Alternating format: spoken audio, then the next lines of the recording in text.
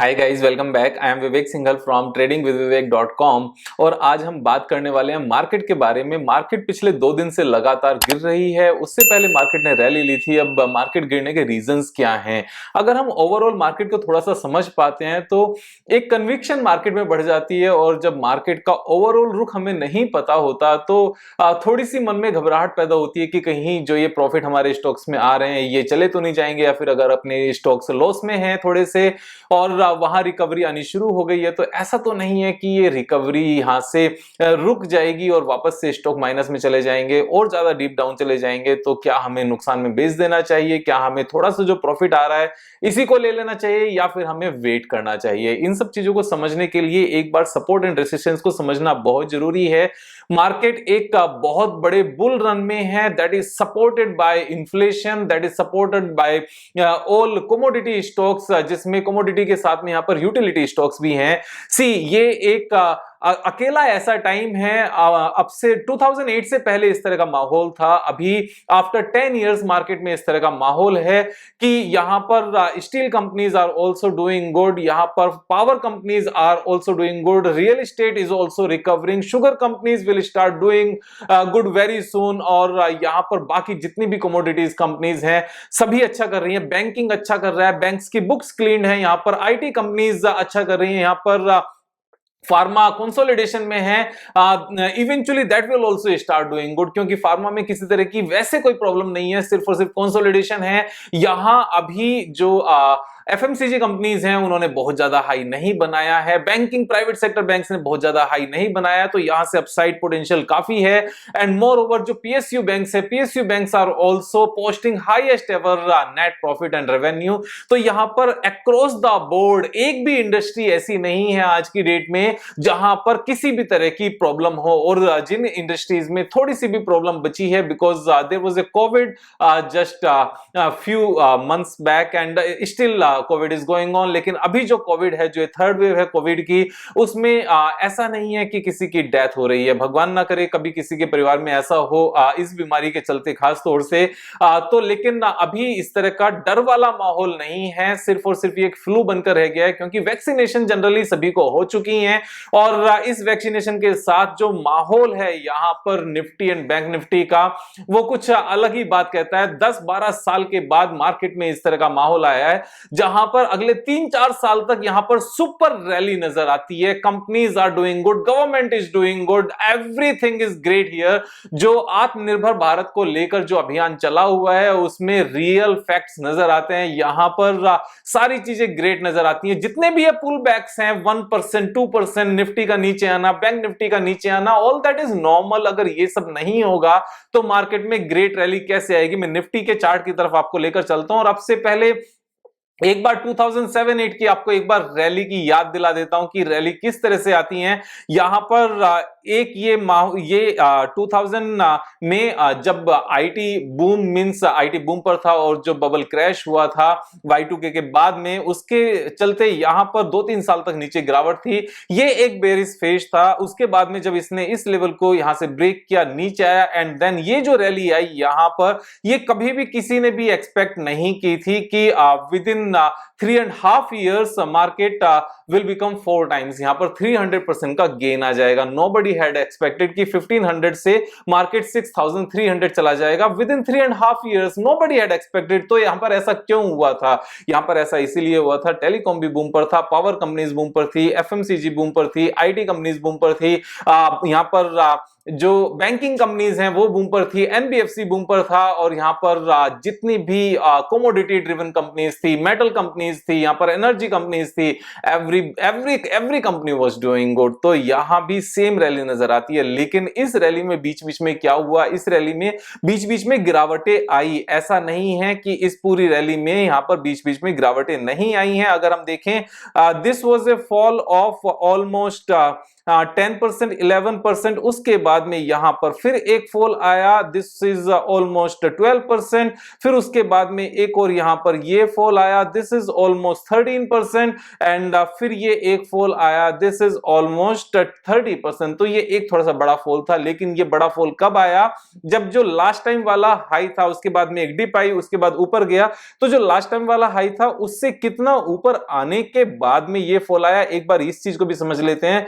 ये लास्ट वाले हाई से डबल के बाद ये फॉल आया, उससे पहले ये फॉल नहीं आया।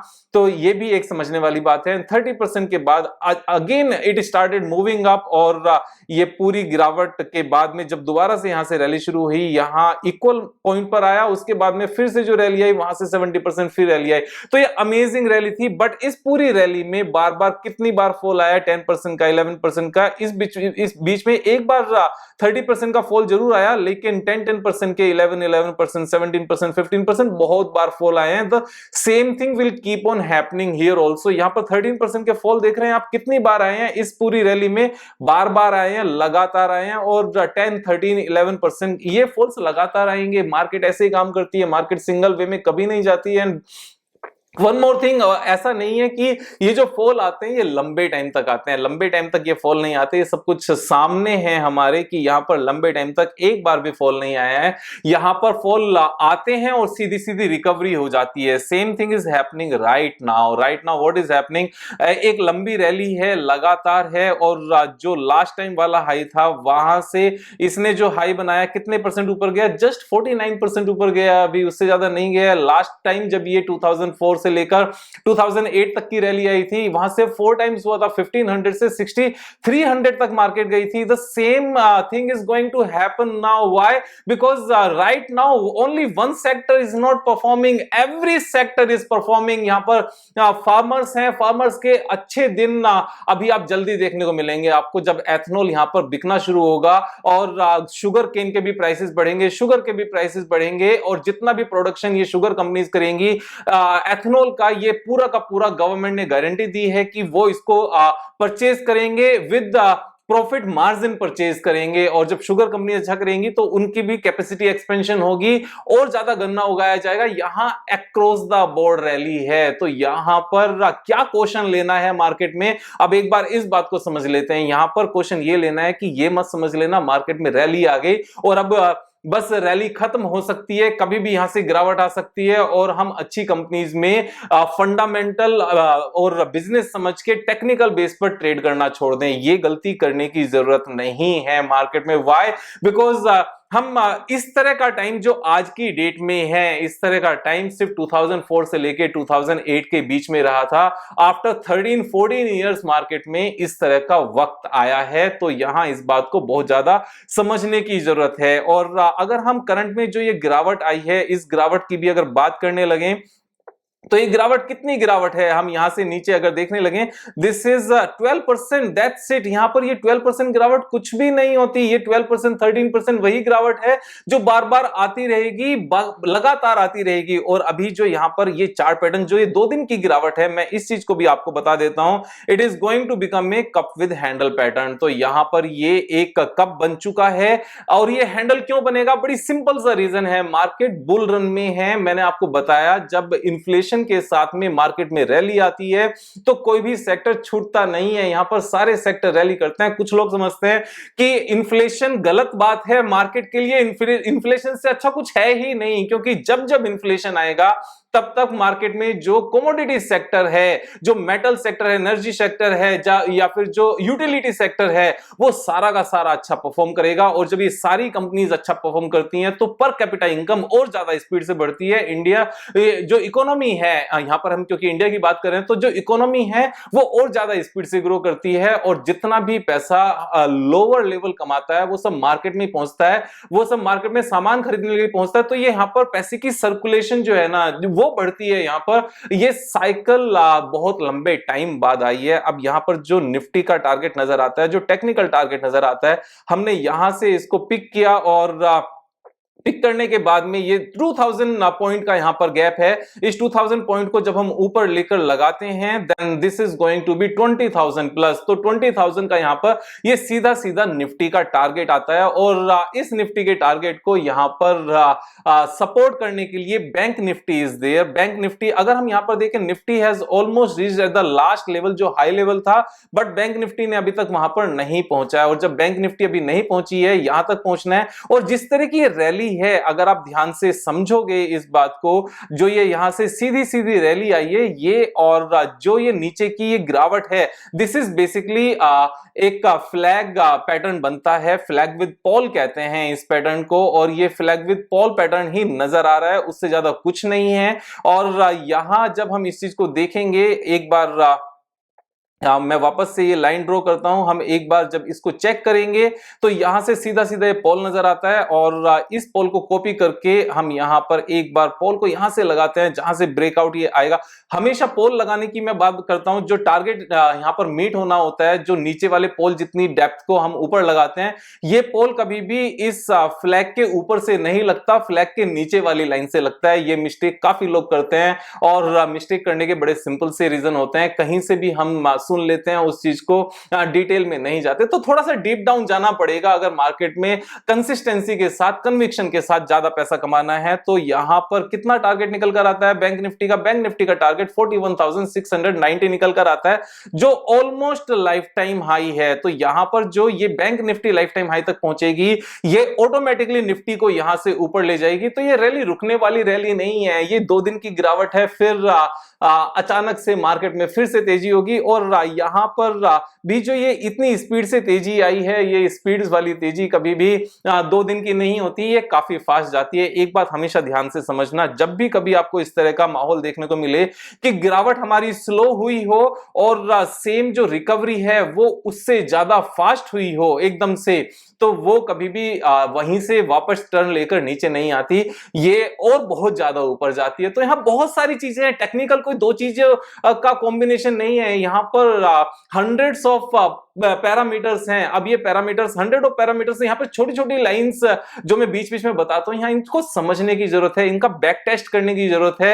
आप इन पे अगर मेहनत करोगे ना, तो मैं एक चीज फिर से बता दूं आपको, इन वीडियोस से अलग आपको कहीं जाने की जरूरत नहीं पड़ेगी, सिर्फ इन वीडियोस से अलग आपको बैक टेस्ट करने की जरूरत पड़ेगी। और लाइफ को बेटर बनाने के लिए जो आध्यात्मिकता से रिलेटेड बुक्स हैं, जो स्पिरिचुअलिटी से रिलेटेड बुक्स हैं, उनको ज्यादा पढ़ना पड़ेगा। क्योंकि इस तरह के माहौल में जहां पर टांग खींचने वाले लोग ज्यादा होते हैं और एलिगेशंस लगाने वाले लोग ज्यादा होते हैं, वहां अपने आप को कूल डाउन रखने के लिए, कहीं ना कहीं कूल डाउन से मतलब यह है कि अपने डिस्ट्रैक्शन से अपने आप को हटाने के लिए, अपने आप को फोकस रखने के लिए और ज्यादा मेडिटेशन करने की जरूरत पड़ेगी। जितनी मर्जी मेडिटेशन कर लें इस लाइफ में, आजकल के माहौल में वो भी कम पड़ता हुआ नजर आता है। तो यहां पर जहां तक मार्केट की बात है, we are in a bull run after 14-15 years, after 16-17 years, even 2004 से लेकर 2008 तक की जो रैली थी, वो वाला टाइम जो अब ये शुरू हुआ है, ये जल्दी से खत्म होने वाला नहीं है।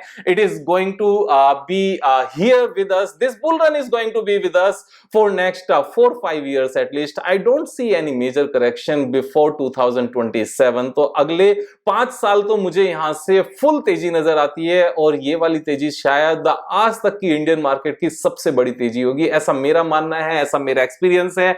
जहां मैं ये सब बातें करता हूं तो यहां पर मेरी किसी भी तरह की रिकमेंडेशन नहीं है, यहां पर मैं आपको पास्ट डेटा के साथ में, रीजंस के साथ में अपने पॉइंट को रख रहा हूं, क्योंकि इन्हीं पॉइंट्स को रखते हुए मेरे पैसे आज तक बने। एंड मैं चाहता हूं कि हम सब रिच बने, क्योंकि इस स्टॉक मार्केट की एक और अच्छी बात क्या है, खासतौर से इक्विटी ट्रेडिंग की, कि जब एक कंपनी 1000 करोड़ की मार्केट कैपिटलाइजेशन की होती है और वो 1000 करोड़ से 1 लाख करोड़ की हो जाती है, तो जो 99,000 करोड़ यहां पर एक्स्ट्रा आए, वो किसी की पॉकेट से नहीं आए, वो यहां पर जनरेट हुए हैं। और ऐसे ही मार्केट में पैसा जनरेट होता है। तो इक्विटी ट्रेडिंग की सबसे अच्छी बात क्या है, if I am teaching you something, तो मेरी पॉकेट से आपके पास कुछ नहीं जा रहा है। ऐसा नहीं है कि मेरा नुकसान आपका फायदा होगा, ऐसा नहीं है, हम सबका फायदा होगा, क्योंकि वो कंपनी ग्रो हो गई। इसको ऐसे ही समझकर चलो कि एक छोटा सा पौधा था और वो बहुत बड़ा पेड़ बन गया, तो जो उसके अंदर वुड बड़ी हो गई, जो उसके अंदर फल लगे, वो किसी दूसरे के पेड़ से चुरा कर नहीं लगाए, वो अपने आप में ग्रो किया है। इक्विटी मार्केट की सबसे बड़ी बात यह है, एफ&ओ में ऐसा नहीं होता। कमोडिटी ट्रेडिंग में